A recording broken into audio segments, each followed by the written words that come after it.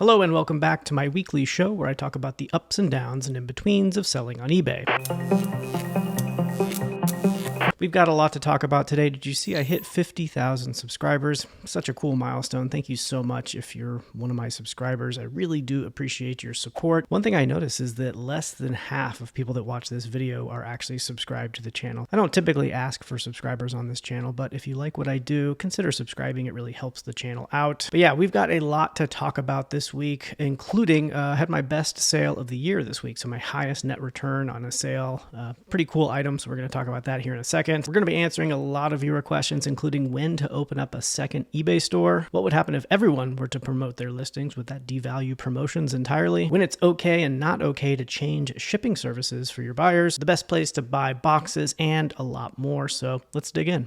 Hey Justin, my name is Brandon. I've been selling on eBay now for about 3 years, and like you, I'm an everything seller. And my question is about operating two different stores. So a few years ago, just like a lot of people, my son and I were reintroduced to trading cards, and we're big sports fans. And so I've collected a good bit and keep some for ourselves, but also have some to sell. And I've been torn on whether I should flood my everything store with lots of trading cards that sometimes can be low value, and there'll be a lot of listings, or if I should have a second store. I've actually already opened up a second store, and it's kind of sitting there waiting. Anyway, thank you for what you do for the community. I always enjoy your videos, and I look forward to hearing your answer. Thanks so much. Yeah, thanks, Brandon. Appreciate you sending along that question. By the way, if you want to send me a video or audio question and want to be on the channel like that, look for a link in the description below. You can click that and send me a question, and I'll put you on the channel. But to answer your question, Brandon, you're asking, well, you primarily sell sports cards. You're thinking about opening up a second store so that you're not mixing that around with non-sports card inventory. And it's really comes down to personal preference, and I'll give you my advice here. But the one thing you want to consider when opening up a second store is it is going to add a little bit of overhead in your listing process just because you have to switch between two different accounts. It's not a huge amount of overhead, but that is the one big downside, is that managing multiple accounts maybe just add a little bit of complexity to your operations. But it may make sense to do it if you primarily do sell in a particular niche. And so you are selling sports cards, and it kind of depends on how many repeat customers you have, or if you're trying to get more repeat customers.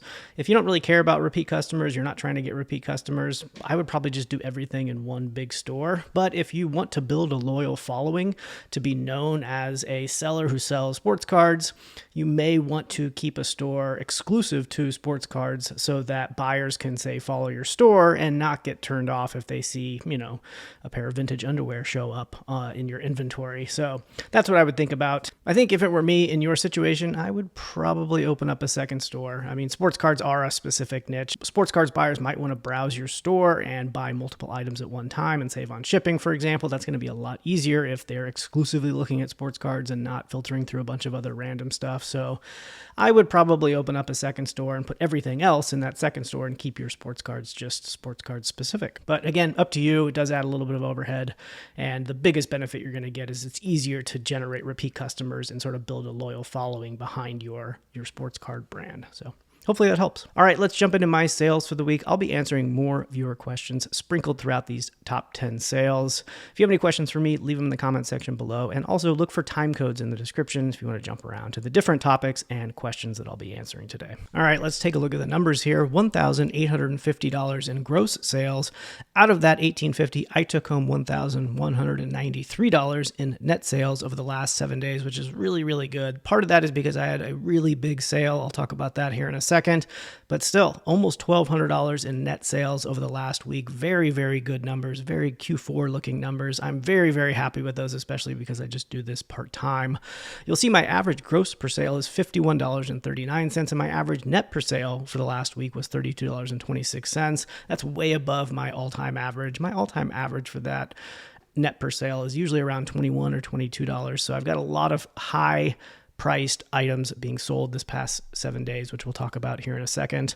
My net profit margin was 65% over the last 7 days. I did not do very much listing this week. I was kind of a slacker, to be honest. I was not as consistent as I need to be. I'm a little bit low on inventory, so I was kind of going through the bottom of my to list barrel and just didn't have a whole lot of stuff to list. Only 18 new listings, but 37 sales, so really solid. You can see here, average time to list 11 days. That's just, again, not a whole lot of new inventory coming in over the last 7 days. You'll see I only spent $30 on new inventory. And for the cost of goods for everything that sold over the last 7 days, $182. I paid $229 in marketplace fees and $245 in shipping labels. My overall return on investment over the last 7 days was 632%, which is right around average. 600% is about my average ROI. Let's take a look at what's sold. Coming in at number 10 is this vintage 1970s blacklight. Definitely has a very 1970s retro look on that packaging. I plugged it in, it still worked great. Bought this at an estate sale for $12. It sold in 11 days for $50.98. That's $35.99 plus $14.99 in shipping. The net return for the 10th best flip of the week was $22.64. Only $8.79 to ship, so much cheaper. I would actually put this in my medium to large sized shipping business policy, but it only cost $8.79, so must have been going pretty close to me if it was only costing that much. 189% ROI. That's just because that cost of goods, the purchase price was relatively high, and a 44% net profit margin. Coming in at number 9 is this Ralph Lauren long sleeve dress shirt, 100% cotton. This is a vintage piece I got at an estate sale for just $3. It sold in 10 days for $36.98. That's $29.99 plus $6.99 in shipping. The actual cost to ship was $5.09. Ended up with a $24.18 net return for the 9th best flip of the week. Ralph Lauren's obviously just a pretty good brand. This was new in the packaging, and it was only $3, so it's kind of a no-brainer. I kind of expected it to take much longer to sell, but only 10 days, so a nice little flip there. John asks, if you give the buyer 3 options for shipping, say $9.99 for either USPS ground, UPS ground, FedEx ground, and they choose one, can you pick another, or should you stick with what they choose? It's a really good question, and so you can select multiple options when building out your business policies or you're selecting your shipping policies. You can select many different carrier options like that. And the buyer does have the option to choose if you give them the option to choose. And if you're giving them the option to choose and they've chose one and they've paid for one specifically, you want to honor that. They might choose FedEx over USPS because maybe FedEx is more of a reliable delivery option in their area, for example. You just have no way to know why a buyer chose what they chose, and so you want to honor it. The only time I ever change a shipping service on behalf of a buyer is if I'm upgrading a service and keeping it within the same carrier. So the most common example would be if they paid for Ground Advantage, but for some reason I need to ship it priority. I will do that because that's better service. It's going to get there quicker, and it's within the same carrier, the USPS. I would not switch it to FedEx, for example, or I wouldn't downgrade it. If they paid for priority, I would not downgrade it to Ground Advantage, for example. Again, honestly, most buyers won't even know. They wouldn't even be able to tell. Most buyers just aren't savvy enough to know the differences between different shipping options like that. But it's the right thing to do. If they paid for a specific service, you generally want to give them that service or better service. Then buyers are savvy enough to know that they paid for USPS shipping and then they get it via FedEx. And again, most buyers probably won't care, but some will care. And you don't want to risk, making that customer mad just because you switched their carrier on them. So I would not switch carriers at all, and I would only upgrade them within the same carrier. Coming in at number 8 is this National Lampoon Sunday newspaper. Where did I get this? I got this from a friend. So I have no cost of goods into it. It sold for $39.13. The net return ended up being $27.02. It was not in great condition. I think I priced it low because of that. It was just some pieces were coming out. Some of the pages were ripping out. If this was in really good condition, it would have been worth a lot more money. But not too bad. $39.13 for a vintage newspaper that was not even in very good shape. So not too bad at all. Coming in at number 7 is this vintage Tommy Hilfiger sailing jacket from the 90s. This came from, I haven't been to that thrift store in a really long time. $15 I paid for it. It sold for $59.99. It took 10 months to sell, but it did come in with $30.92 on a net return for the 7th best flip of the week. It's really hard to figure out which Tommy Hilfiger stuff does well and which doesn't do as well. Some of the stuff still goes for really good money because of its sort of vintage quality, but other stuff just doesn't do that well. I took a gamble on this one one, especially at $15, and it eventually sold, but it did take a long time to sell. But, still made $30 on it, so not too bad. Breezy asks, where's the best place to buy boxes, mailers, etc.? New seller. Hey Breezy, good question. Where do you buy boxes and mailers and shipping supplies and all that? I get mine from all over the place, and I'll kind of just tell you my strategy, and you can pick and choose what makes sense for you. If you're a new seller, it's a good idea to buy shipping supplies on eBay itself because you can get feedback from those purchases, and that helps you build up feedback on your account because eBay does not distinguish when they show the number of feedback that you have and the percentage of your feedback, positive versus neutral and negative. It doesn't distinguish between feedback received as a buyer or as a seller. So buying shipping supplies on eBay itself is a great way for a new seller to increase the amount of feedback that they have. Other than that, I personally buy a lot of my boxes. I don't buy all of them, but I save all of my boxes that are coming from places like Amazon, shipments to my own house. My family saves theirs for me as well. So I reuse a lot of boxes like that, but then I also buy boxes. A lot of people do like to go and get boxes for free, at Dollar General or behind Walmart and places like that. You can definitely do that. I would just keep in mind that, your time has value too, and it's not necessarily free. If you're spending a bunch of time driving around and finding those boxes, that still is costing you something. So maybe it's worth it for you to do that. You're welcome to. Personally, I just prefer to buy the boxes and have them delivered to my house, and it's a lot easier for me, and makes my packages look higher quality too and more professional. So that's what I choose to do. And buying boxes just really isn't that expensive. If you buy them online in places like Uline, you can get high quality boxes, but they're expensive, mostly because they have to be shipped to you. What I do instead, for a majority of my boxes, I get them from a local box supplier. I live in St. Louis, but any major metro area is going to have a local box supplier, and they're going to have basically every size that you need, and you can go pick them up or they'll deliver them to you locally, and you'll save a lot of money by not having them shipped to you. So that's what I would recommend is, reuse as much as you can. It's good to reuse and recycle, but then buy new boxes as necessary. Or if you want to spend your time, hunting down free boxes in a variety of places, you could do that too. I still, even though I'm not a new seller, I still buy a lot of supplies on eBay itself. I buy rolling paper, not rolling papers. I buy like a giant roll of like craft paper for void fill from an eBay seller called The Boxery. Y'all probably use them too. They're pretty popular. I buy bubble wrap from American Bubble Boy. I buy, poly bags and poly mailers from a variety of eBay sellers, just depending on who's cheapest at the time. Also, if you're an eBay store subscriber, you're given a quarterly coupon to use on eBay branded supplies like tape and boxes and poly bags and things like that. So I get those as well. But yeah, that's where all my shipping supplies come from. 322 asks, question, when you block a buyer, what kind of message do they see? I had a guy cancel on me twice, so I blocked him, and then he opened another account to buy the item. That was the third time I messaged him and mailed it because I'm like, I don't have time for this and I'll take his money. So yeah, you can block buyers on eBay. They don't get a message though. There's no message saying like, hey, you've been blocked by this person. So it just happens in the background, and it prevents them from buying your items. And so that's how they can know. So they could find your listing and then try to buy it. And I can't remember what error message they will be given, but they will know that they can't buy it, and they'll probably assume that they've been blocked. And so this person's kind of gone around, created another account and bought your item anyway, which is kind of shady, but it is what it is. But to answer your question, they don't see a message. But they can find out. Coming in at number 6 are these Marshall branded earbuds. These, I've sold these before. They got it sold and then returned. So I sold them back in November. I'm sure they were on the top 10 list back then. And then I relisted them. The buyer just didn't want them. So I have a no questions asked return policy. They're welcome to return it for that reason. It's totally fine.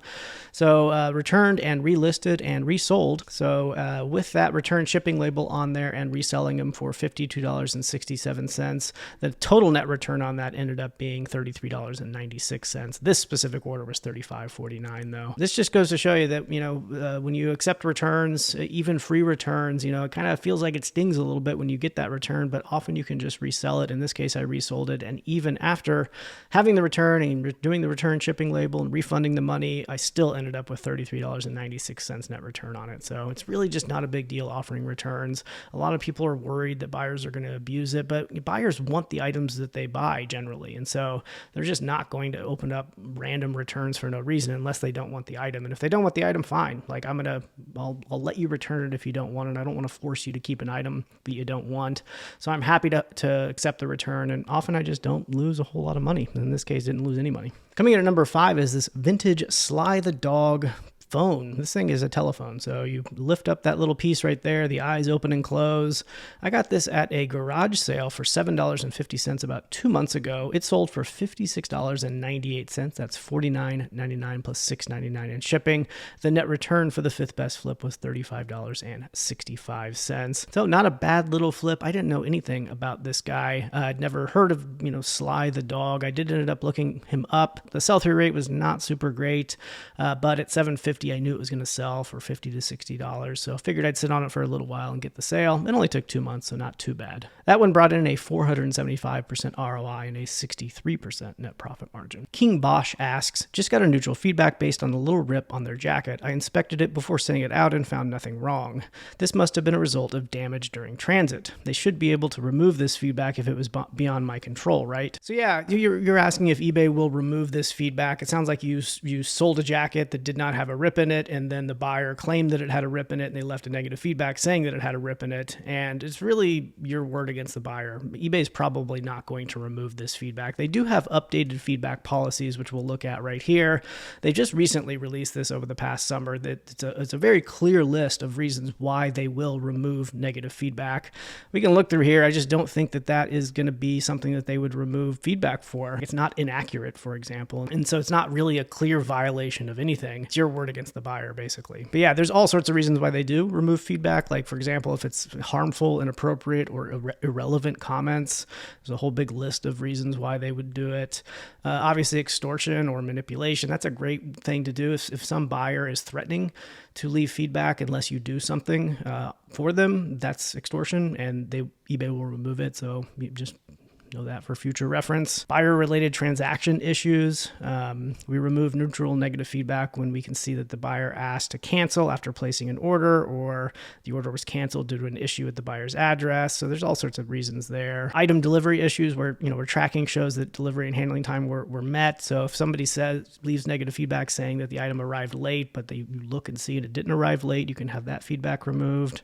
So there's all sorts of issues, but I don't think that your situation is one of those reasons. You can try, give it a shot. It doesn't hurt to try to get it removed, but I would be surprised if they removed it. But don't get too bent out of shape about negative feedback. If you sell enough on eBay, it's going to happen, and it really doesn't make a big impact on your business. As long as you're only getting like 1 or 2 negative feedbacks, per 6 months or something, it's just not going to impact your business. If you're racking up negative feedbacks because you're a bad seller, then yeah, you have to worry about negative feedback. But if you're a good, upstanding seller who ships on time, describes their items, and is generally just a good seller, you just don't have to worry about it. It's not gonna make a big impact on your business, so don't sweat over it. Coming in at number 4 is this Patricia Nash crossbody leather bag. My wife picked this one up at Savers for $5.60 7 months ago. We sold it for $74.99. That's $65 plus $9.99 in shipping. The actual cost to ship was $6.63. The net return for the fourth best flip was $50.57. I don't know what to say about this. I don't know anything about purses. This is all my wife's doing. She bought it, she resold it. She has a good eye for that stuff. That's a great thing about going outsourcing with more than one person. In this case, I go out with my wife. We have 2 brains out there, and we each have our own specialties. Like, I know nothing about crossbody bags, and she doesn't know anything about VCRs or whatever. And we often bring home twice as much as I would on my own, or as she would on her own. So if you have someone in your family who wants to do this, a spouse or whatever, it can often help you bring in more sales than you would on your own. So not bad. Coming in at number 3, this is a fun one, Sunset Needlepoint. This is what is this? This is like a Christmas stocking. These things do so well, and most people just don't know that they have the value that they do. We got this at a Savers for only $3, and it sold for just under $100, $99.98 in 28 days. This thing wasn't even complete either. It did not have the yarn. It just had the I don't know what it had. Oh yeah, it had the canvas and the felt. Did not have the yarn, so it wasn't. If it was complete, it would have sold for, I think, close to $200. But just amazing. Most people don't know that these these things have value, especially if you're at garage sales or flea markets, even at thrift stores. They just don't know that they have the value. It's mostly the Christmas stockings, though. I think there are other needlepoint sets like this that do well, but definitely Christmas-related ones, and definitely the Christmas stockings can go for many hundreds of dollars. We've sold lots of them in the past. So the net return on this one ended up being $78.41 for the third best flip of the week. Look at that ROI, 2,614%. Just a great ROI on this sunset needlepoint. Keep an eye out for them. Jay Free asks, I recently sold an item to an address in California and noticed that I was charged an international fee. It was fairly insignificant, less than $1, but when I looked into it, eBay reported you were charged this fee because the buyer's registered address is in Mexico. Have you ever experienced this or know about this policy eBay has? Yes, I have experienced that, and that is a part of eBay policy where you can get charged an international fee even if you sell something domestically, and that is because the buyer is from another country but having it delivered to the US. And so most commonly this happens when you have international buyers who use like reshipping services. So I just sold something, which I'll talk about here in a little bit, to someone in the Philippines, but it didn't go international. They didn't use the international shipping program. I'm not mailing it to them in the Philippines. Instead, this buyer from the Philippines purchased it using the address of a reshipper somewhere on the East Coast. I don't know. Basically, I ship it to that reshipper and then they ship it out to the Philippines. But because that buyer is from the Philippines, I get an international charge, which you'll see, and I'll show you here in a little bit. I'm not exactly sure why eBay charges you that international fee. Perhaps it has something to do with the conversions that they have to make on the currency. I don't know, but you will find occasionally that you get charged an international fee even when you're not selling or shipping internationally. So it's a little bit weird, but it is a part of their policy. So it's legit. Australia Stamps asks, if everyone is using promoted listings, where is the advantage?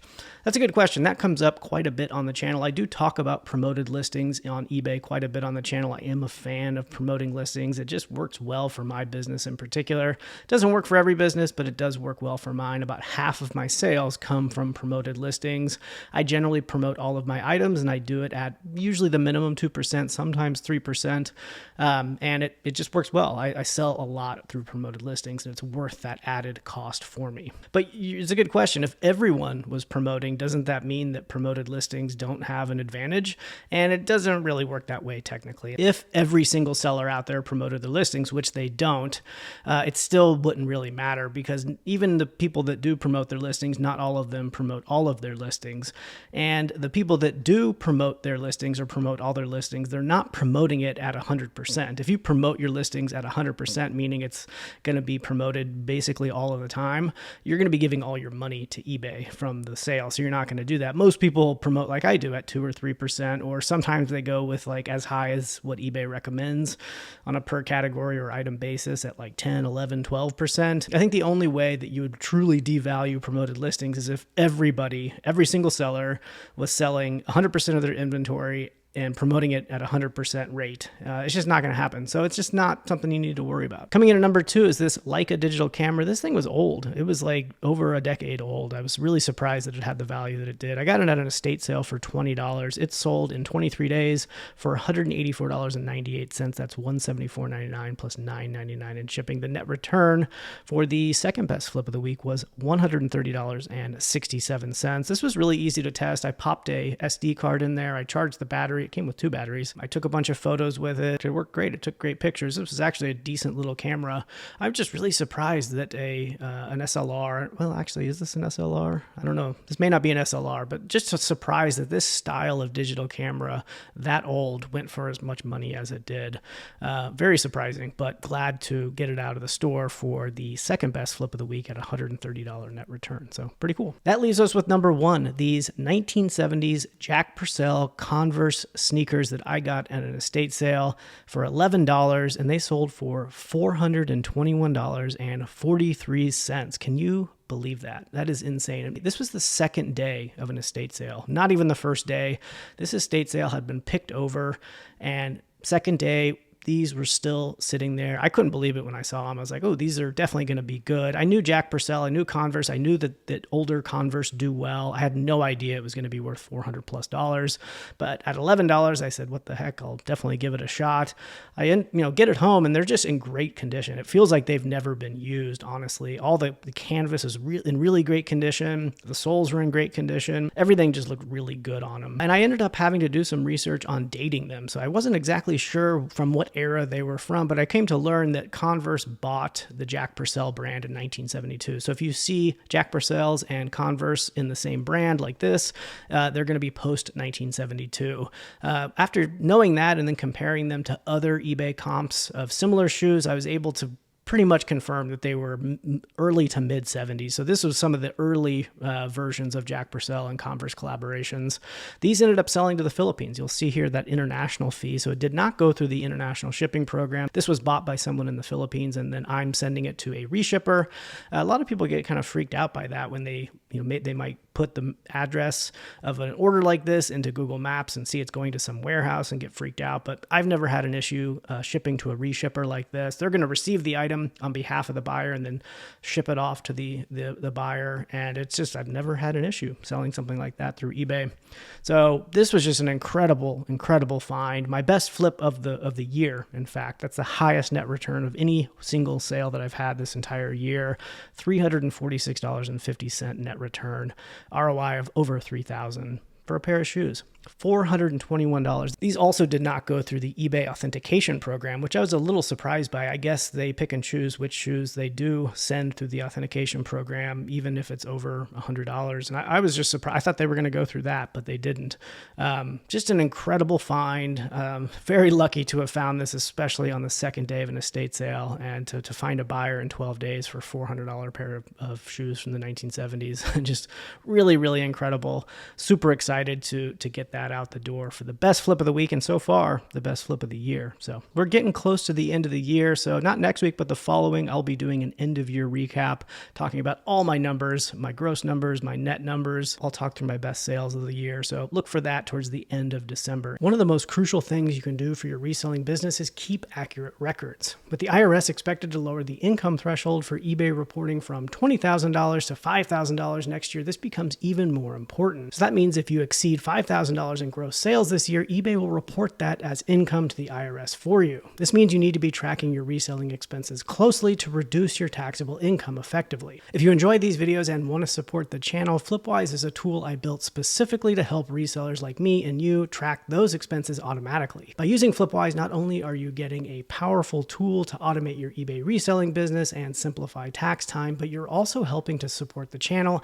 and ensure that I can keep making videos like this one. Flipwise automates your record keeping by importing all of your active listings and sold items going back 2 years. If you're behind on record keeping, Flipwise makes it easy to catch up in no time. And while it's focused on eBay, Flipwise also lets you manually record sales from other marketplaces like Mercari, Facebook Marketplace, Poshmark, and even local sales. It also provides unique insights into your reselling business, such as which sourcing locations are performing best, your best and worst sales, and metrics like ROI and net profit margin. You can also track business expenses like shipping supplies, subscription fees, and other tax-deductible expenses. Flipwise is free to use for new sellers with small stores and for everyone else.